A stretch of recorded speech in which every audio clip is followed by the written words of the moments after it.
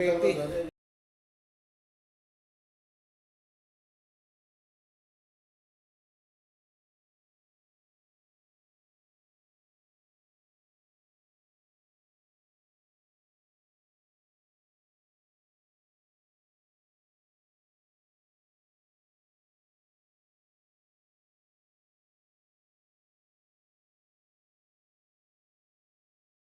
We're still on the pre-bidding conference, and this is the second item of the pre-bidding conference, and this is now for infrastructure projects. So we have our scheduled and included in our agenda the two infrastructure projects.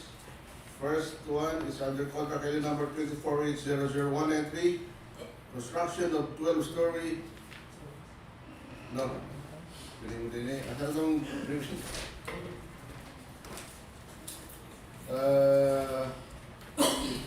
For our pre-bidding conference for two infrastructure projects, we have here under 2025. Wala gid na internet eh, basta speakers. Murag nang ulit. Oh no, this is live na. Live na.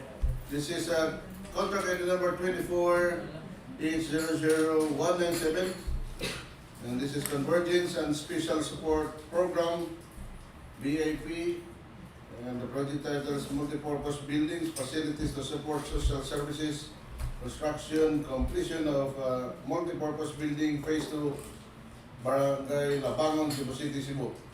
The approved budget for this contract is 49,500,000 pesos, and this is included in the extended regular procurement funding under fiscal 2024. And the second project under contract number 24H00198. Ano? Pre-bidding? Pre-bid. 24H00197 and 24X. 1 and 8.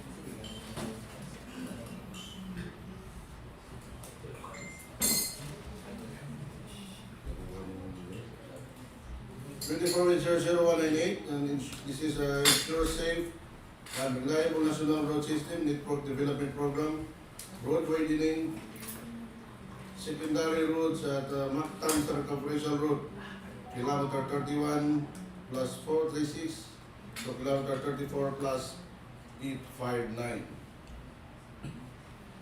Alright, and the approved budget for this contract is 292,595,765 pesos.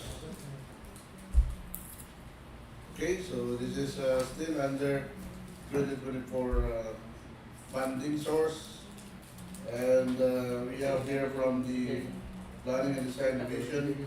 I will discuss these projects. I would like to acknowledge Engineer Kiara Angela Alojado. Kiara? And we have also here from Planning and Design Division under the buildings and bridges. Building and bridge section, engineer, Architect. architect, Clifford. Clifford. Yes. Clifford Marilya, sir. Marilia. Alright, let's proceed. The handsome and beautiful people of PDD start with Engineer Kiara for the Mactan Circumferential Road in Sierra. Good morning, everyone. I will be discussing for contract ID 24H00198 with the project title of Mactan Circumferential Road, kilometer 31 plus 436 to kilometer 34 plus 859. The location of this project is in Lapu-Lapu City with a net length of 3.353 kilometer road, 1,800 lineal meters of drainage, and 205 meters of slope protection. The project duration is 90 calendar days and an ABC of 292,595,765 pesos. For the scope of work, we have three. The first is the widening of road from 2 to 4 lanes, 3.35 meters on both sides, 300 millimeters in thickness, including miscellaneous works of concrete curb and 100 millimeter thick sidewalk, and road safety, which are single-arm solar LED roadway lighting, 100 watts, double roller safety barrier system, and reflectorized thermoplastic pavement markings in white and yellow. For the second scope, we have the construction of drainage. We have RC line canal and manholes, and RC box culvert and wing wall. The third scope is the construction of slope protection structure, which is the retaining wall resting on steel sheet pile foundation. That's all. Thank you. So, please proceed to the architect, Maria. Good morning, everyone. Thank you, Mr. Chair. Please I will be discussing the make it louder. project title with the Convergence and Special Support Program, Basic Infrastructure Program, BIP, Multipurpose Building Facilities to Support Social Services Construction, Completion of Multipurpose Building Phase 2, Barangay Labangon, Cebu City, Cebu. The project is a 3-story building with basement at the Barangay Labangon, Cebu City. It covers the floor area of 7,156.13 square meter. The entire building will serve as the commercial and leasing and cooperating both market spaces and sports facilities. The scope works, the location covers the structural, architectural, electrical, and mechanical works.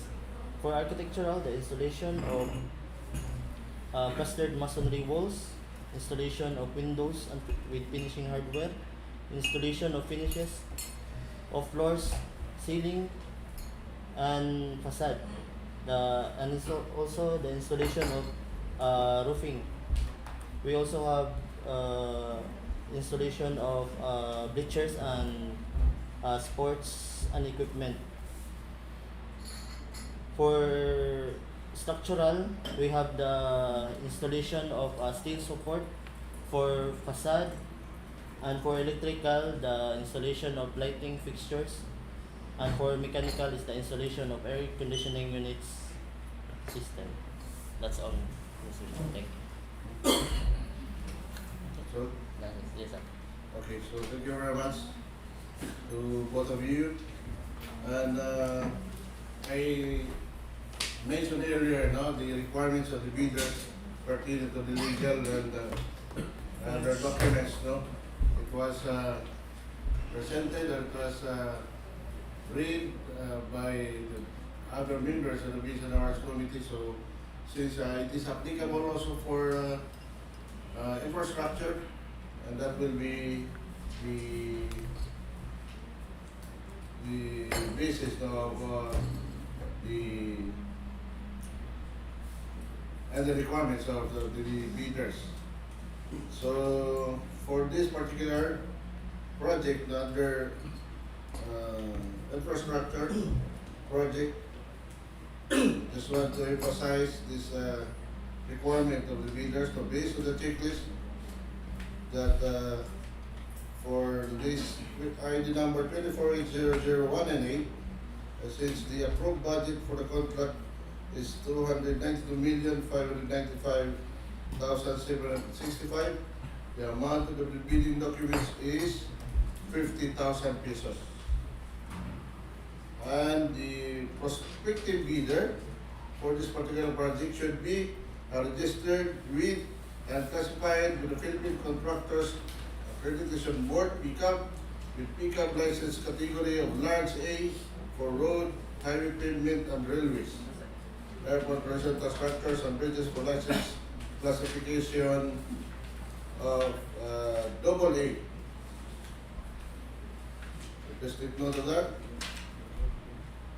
And for the other project and the infrastructure, or for civil works, under contract ID number 24-00197. And this is building, no? This is a multi-purpose building, facilities and support social services construction of multi-purpose building phase 2, Barangay Labangon, Cebu City. The approved budget for this contract is 49,500,000 pesos. And the amount of the bidding documents is 25,000 pesos. And for the qualification of the bidders or of the prospective bidders should be registered with and classified with the pickup with the pickup license category of medium A for buildings and industrial plant for license classification B. Okay, so please take note of that, pickup license for buildings under license category medium A. And I would just like to emphasize the Difference na, no difference. Technical. yeah. So I just want to emphasize the other difference pertaining to the procurement of goods and civil works. So please go ahead. Okay, since again this is since unlike the earlier pre-bid, which is for goods, this is for infrastructure, no? So there's a difference for the technical documents. So for the technical documents, we need a pickup or special pickup license in case of joint venture, records of completed contracts, both government and private, records of all its ongoing government and private contracts, including awarded but not yet started, records of SLCC similar to the contract. So it's also there's a difference for the contents of the first and below. So filter certificate of registration and platinum blue red membership, pickup license and registration special pickup license, as statement of all ongoing government and private contracts, as statement of SLCC, NFCC computation, joint venture agreement if applicable, bid security in the prescribed form, amount and validity period, project requirements, which is the organizational chart for the contract to be bid, list of contractors' personnel, list of contractors' major construction laboratory equipment, omnibus source statement, latest GIS reflecting the beneficial ownership of information duly received by the Security and Exchange Commission for corporations, sworn affidavit of eligibility and beneficial ownership, sworn disclosure of relations and beneficial ownership per section 81.1 and section 82 of the IR of RA number 12009, ISO 9001 2015 certification per department order number 110 series of 2024. That this is for contract ID number 24H00198 only. So for the contents of the second envelope, we have 4. The bid form, which must be in accordance with the form prescribed in section 9, the bidding forms of bidding documents. Number 2, bid prices in the bill of quantities. Number 3, detailed estimates. Number 4, cash flow by quarter. Bid evaluation, that's it. This is the same. Post qualification, no? Post qualification, which will be discussed by our expert, Engineer Randy Maghanwe. For the post-qualification, we have legal requirements, licenses the same, certificates, permits, and for the technical requirements, single largest completed, similar to the contract. The key personnel minimum work experience requirement should be satisfied. For the key personnel, we need to have, for project ID 24H197, since it's a building project, you need to have an accredited project engineer and accredited materials engineer. It can be ME1 or PE1. And for the other project, it's the 24H00198, secondary road to Mactan Circumferential Road. The materials engineer to be pledged and project materials engineer to be pledged should be an accredited materials engineer too. For the availability and commitment of major construction equipment, failure of the prospective bidder to state a complete technical description of the pledged equipment and the specific location, whether owned, leased, or under purchase agreement, shall result in the bidder's automatic post-disqualification for award of contract and forfeiture of its bid security.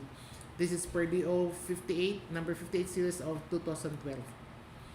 The performance in ongoing government and private contracts. Negative slippage of at least 15% in one project or negative slippage of at least 10% in each 2 or more contracts. So failure of the contractor to commence repair work and complete ongoing contracts in the prescribed date after receipt of the notice of defects and deficiencies.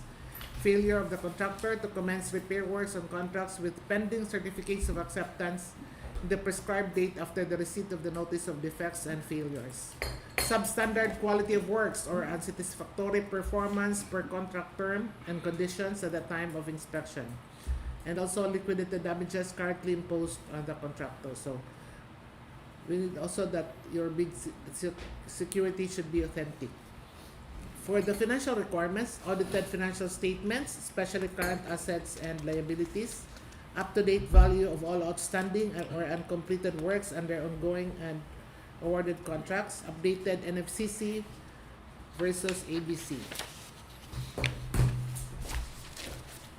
So notes on the personal and equipment requirements of the project. Per DO number 09 series of 2012, technical requirements for civil work projects. If a proposed key technical personnel is an employee of the bidder and working on another project at the same time of the bidding, the bidder shall submit a certification that the personnel will be pulled out from the ongoing project once the bidder is awarded the contract, and he or she will be replaced with another person with equal or better qualifications as certified by the head of the implementing office. The bidder may propose a key technical personnel who is not its employee, provided that the said personnel is required to submit a certification that he or she will work for the bidder if it is awarded the contract under bidding. This certification shall be included in the first envelope of the sealed bid. Also to be verified during post-qualification is the set of equipment pledged by the bidder. The bidder should specify in the submitted bid the location of the equipment where they can be inspected. If any piece of the equipment is not in the specified location, then the bidder shall be post-disqualified. For the post-qualification of list of key personnel, I will turn over to Engineer Montres. Good morning, Mr. Chair. For the post-qualification of the list of key personnel, so for the position of a project manager, we have a minimum years of similar experience, 5 years, and a minimum years of total work experience, 10 years. For the project engineer, we have also a minimum years of similar experience, same position, 5 years, and a minimum year of total work experience of 10 years.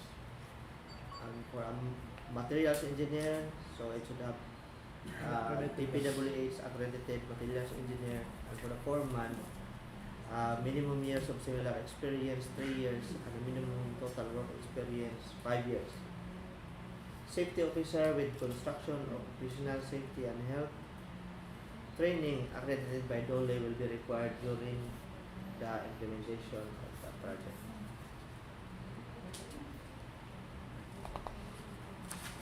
The list of equipment. For the list of equipments may be owned, leased, or under purchase agreement supported by certification of availability of equipment from the equipment lessor vendor for the duration of the project.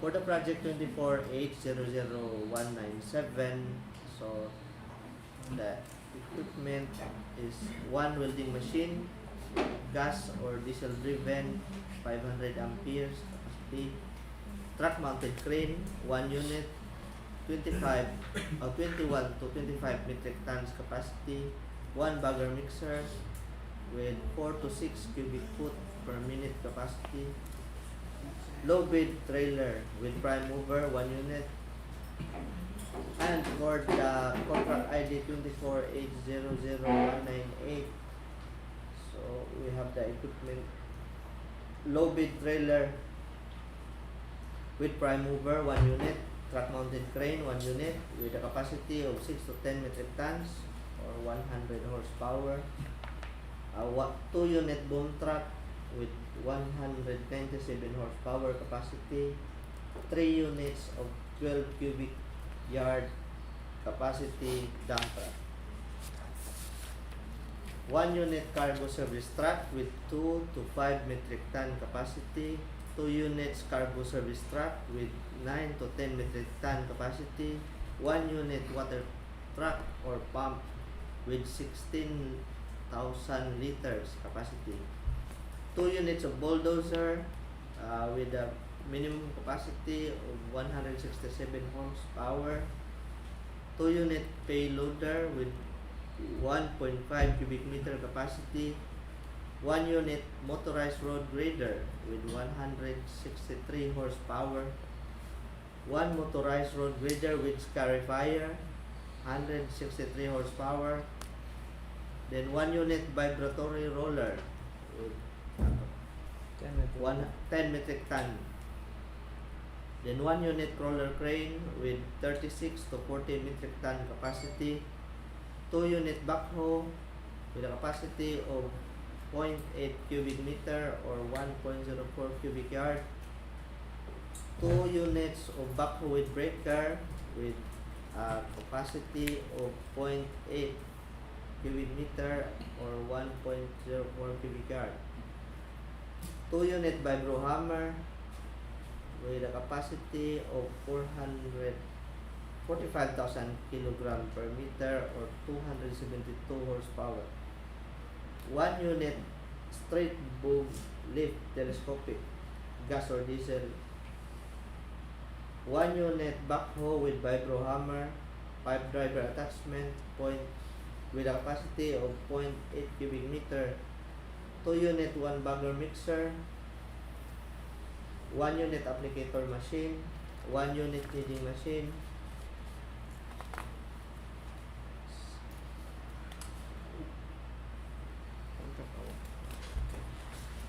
And that's all for the equipment requirement.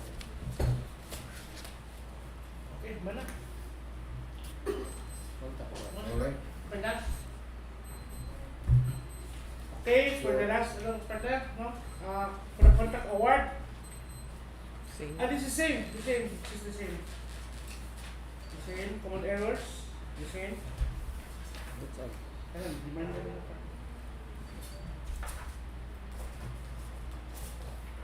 Okay, to continue the additional requirements. Itong common errors. Lahat. Alright. Ang common errors na yan. For yes, the last part. For the requirements of the bid proposal, for the bidders, it is required that the bidder should bring 1 original copy and 2 copies for first technical and second financial envelope of its bid. And deadline of submission of bids